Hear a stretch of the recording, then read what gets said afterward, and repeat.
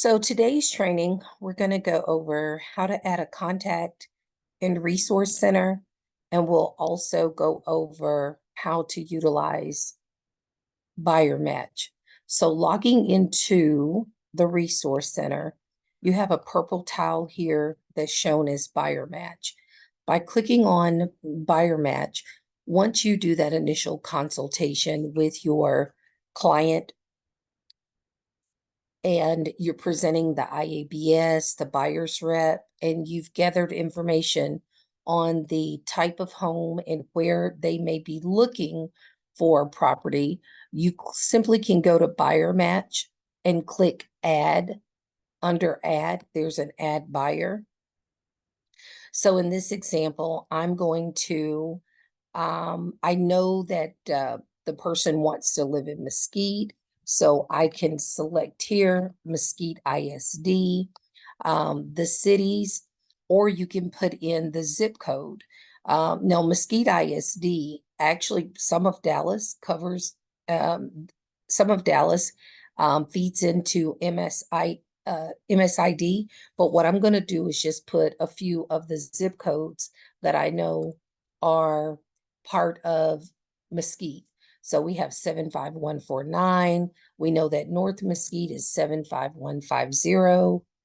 And we also know that near I-20 and Lawson, that zip code is 75181. So give me 1 second. I want to put this, and you are able to put multiple zip codes. So what I need to select here.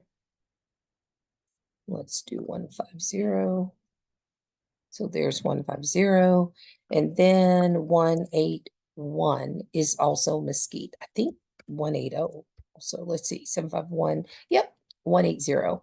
So there are 4 zip codes specifically for the Mesquite ISD district. This person is looking for 3+ bedrooms. They want a minimum square footage of 1,400. You also will need to select the number of bathrooms, so we could put 2+ here. And then as you see, the system is telling you what's required. Age of home, we'll select 11 to 25. It's a first-time buyer. They understand that the broader range may yield more properties for their selection criteria. Here, we're going to go to property type. We want a single family detached. So neighborhood property, 5 feet between the homes.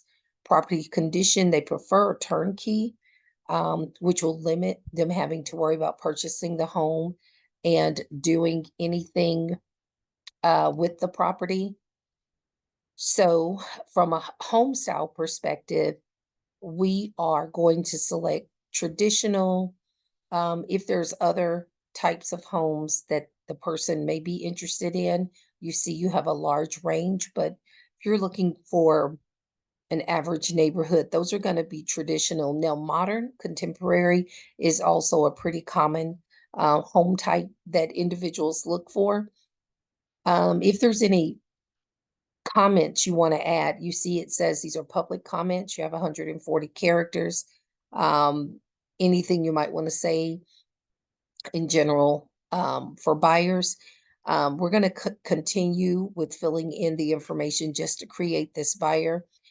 Qualification status, well, obviously you want to know that the person has spoken to a lender, they're pre-approved, not just pre-qualified. Or if you're working with an investor, adding them to your buyer activity, then that may be a cash purchaser. First-time buyers, typically, you're definitely going to want to vet the approval with that lender. If you have that pre-approval letter, you'll be able to select the lender here. So if you know the lender's name, and I'm just filling this in as an example here, we'll put Supreme Lending and the price point. So they have a pre-approval, say for 285,000.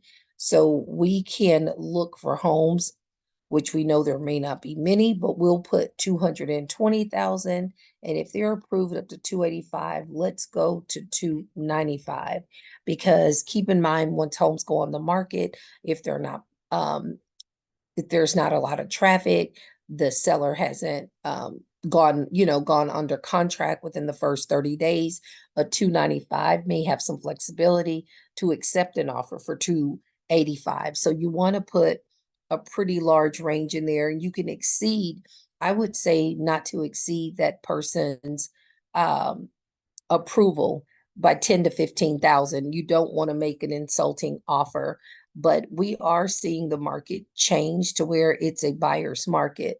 But in this particular example, we're going to say this person is FHA, available down payment. So you would calculate 3% of their down payment. We're just going to say $8,500 is what they're telling you they have to put down. And then their purchase by date, that's simply coming off of the pre-approval. Most pre-approvals, well, pre-approvals are standardly good for 90 days. So if someone just got their pre-approval, today being the 6th, that pre-approval would technically be good until January the 6th. After then, if you didn't have them under contract, that lender would have to look at their finances again. We know that it's a first-time buyer based on your consultation. They are doing FHA is their loan type. And after you have that, you simply can add your buyer's name and email address, and they will get these notifications.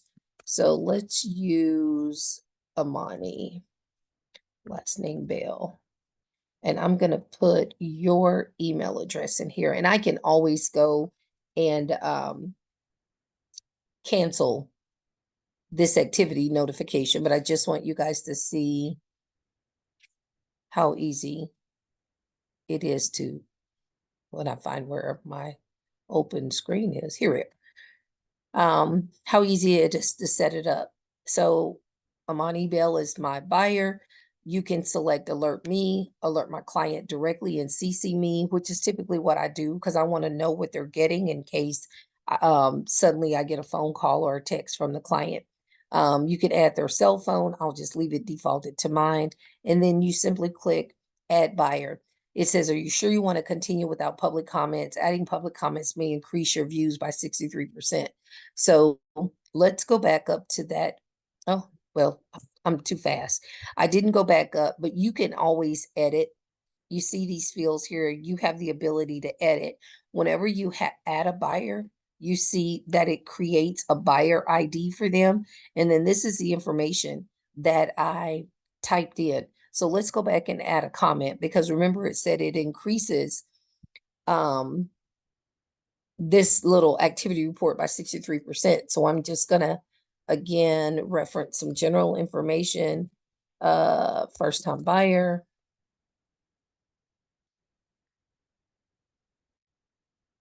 Actively looking, preferably in the Mesquite area, but open to neighboring markets. So something like that. And I want to save that. So now I have a profile, a fully vetted profile that's been set up for this particular buyer. Here you see a little graphical depiction of Mesquite where we set this buyer search up. Here is one property that has already popped up by me adding this buyer with her specific criteria. So I have this property at 1823 Longview that as a possibility. It says it's remodel, it's a 4.2, it's updated. Interesting to see the word bonus on here because we were told that this is a violation. So learning opportunity here. And the reason I'm saying that is I was notified by the MLS that we can't even reference anything about a bonus, that has to be all direct conversation. So I'm just going to make a note of that and follow up with the MLS on this one, not being a tattletale, but just want to find out, if this is something that is acceptable to put in the comments. So back to the buyer match. Once you add the buyer match, it also now shows up on your dashboard. So you see, I just added a buyer. It's showing that I have one buyer added. If I wanted to look at that buyer and look at any of the activity, I'm able to drill down and look at that as well.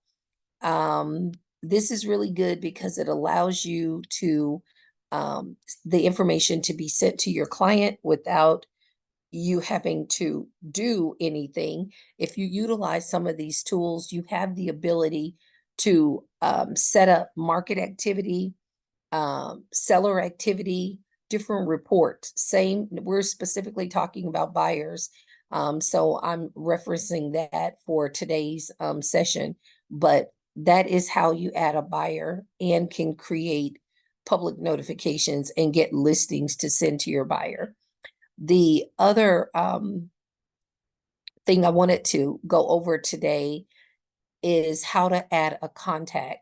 So in your marketing center, the first purple tile displayed there when you log in, if you wanted to import every single contact you have in your Gmail, or if you want to manually add contacts, either or, by importing the contacts, that's a lot simpler.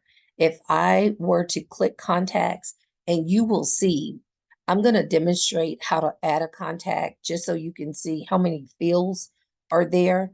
So again, Amani, you being my buyer, and hey, let me get your email address again. That I had it copied. Just a second. Perfect. Perfect.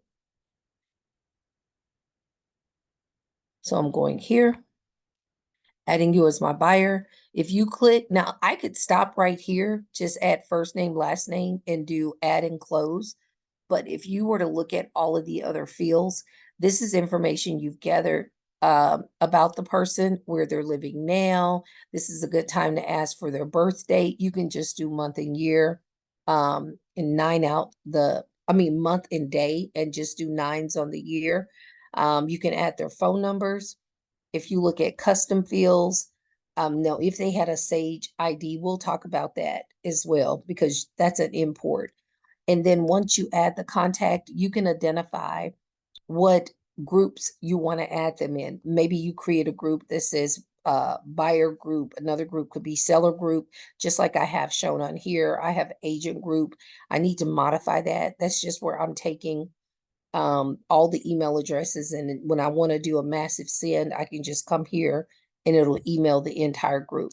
So we're just going to leave it at name and email, do add and close.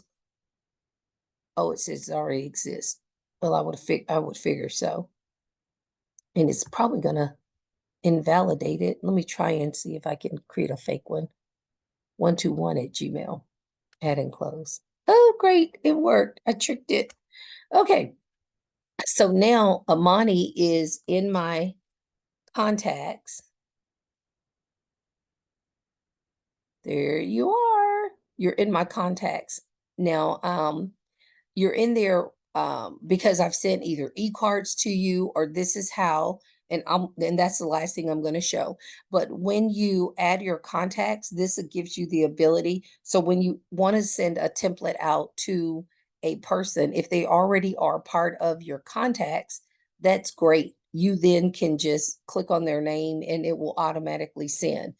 The other way to import your contacts, you would click on upload. And this is where you have an Excel file. You can just have an Excel file created, first name in one column, last name in another column, email address, phone number, however you have it established, and it will take that data. You find the Excel file on your desktop and you just import it in, and it will create all of your contacts for you.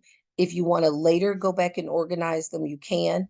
I want to show my contacts, and I haven't uploaded them in years. But if you look here, there's a place where you can get account. So here's where I was saying you can upload via the Excel file that you create, but I wanted to just see how many contacts do I have in here? 5,471. I definitely need to go in and clean up some of these contacts or put them into groups so I'll know which ones are friends, which one are prospects, which ones are actual buyers or clients, because when I utilize templates, I don't select every single contact that I have and send to, because typically whatever I'm creating, I'm sending it to a specific person or making an announcement of some kind. But just know you can either add it manually, add a group, and in the group you create the group name and who you want in it, or you can do an import.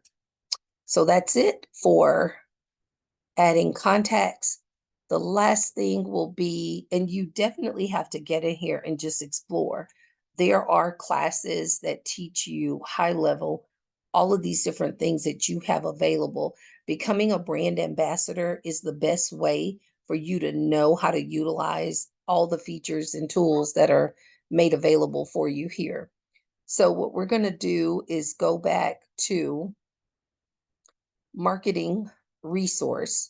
And what I'll show you, I just added the buyer under buyer activity. I just showed you how to add the buyer as a contact. So now I'm going to send my buyer a card, some kind of card. So here on the left, if you expand these, you can identify, do you want to send a brochure, a card, an e-card, an e-newsletter, postcard? I mean, the list goes on and on. Pick what you want to send, and it's pretty simple. Once you select your template, it'll walk you through whatever. So you see, if I wanted to create a flyer, look at the bottom here, and it will tell you which ones are e-cards, meaning you're just going to send it to their email. This is a flyer. You also can pick something that you want to have posted on social media. That's a social image. So just look for the template that you want to use. Once you select a template, it automatically saves it in your library. So you can just copy and use that same template over and over and over again. So I know we're already at the end of the year, or, in the last quarter of the year, but I'm going to pick this calendar because it will allow me, like I say, to reuse the calendar once it's saved in my library over and over again. But this is how quickly and easy you can utilize e-cards. Click Get Started. We're going to name it.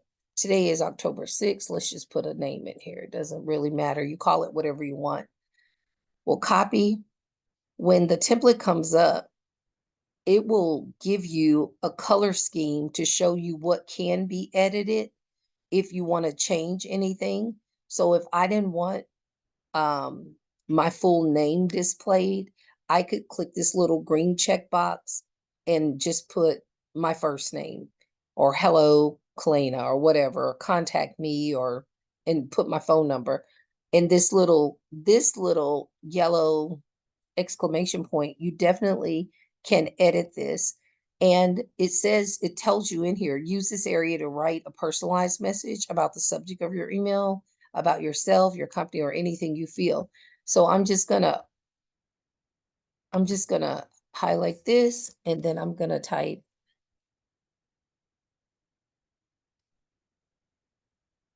don't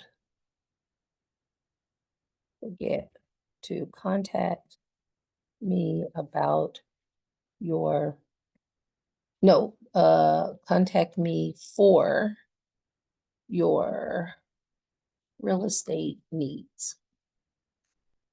214-435-7911.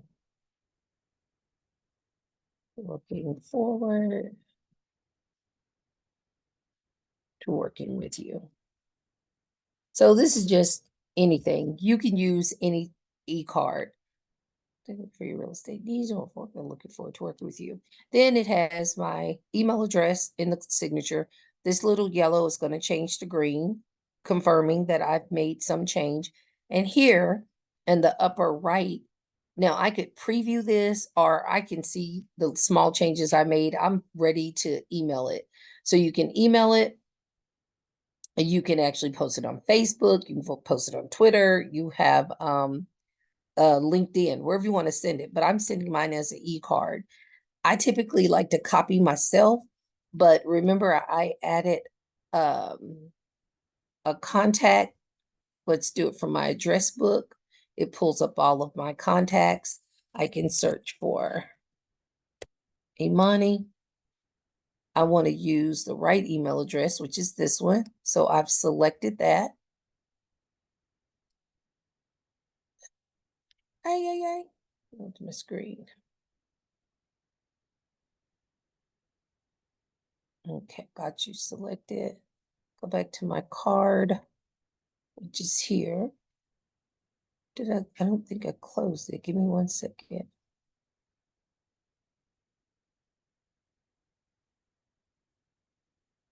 And we're gonna do it this way. Let's go back to my library. There's my e-card here.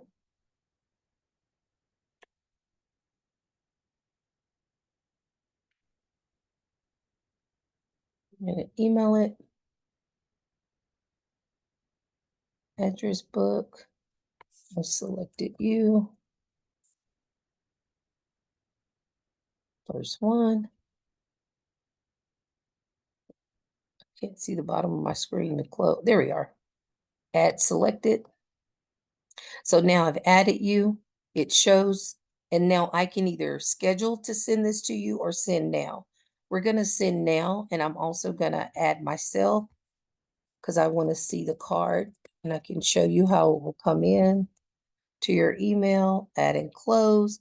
So this little calendar template are going to go to 2 people. Send now. It asks you, are you sure you want to send it now? So we will get a status change. It says your emails have been sent.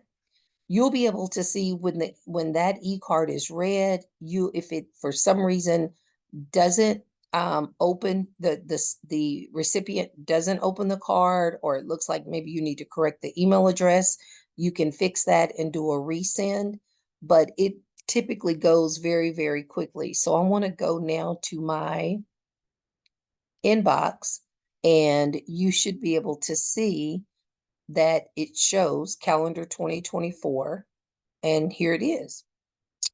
That's how you use the templates in Resource Center. Very, very easy. Whether you choose to send an email, post it on social media, it's super easy.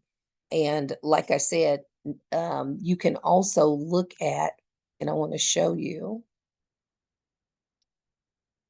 See, it's still saying, perfect. I've got this little thing in my way.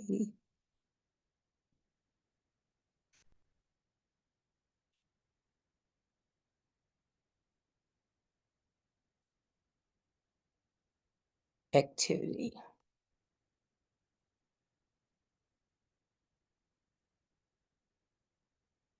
There it is. So you can track your views. If you send this to 30 people, you can see how many clicks, how many times they've opened that email.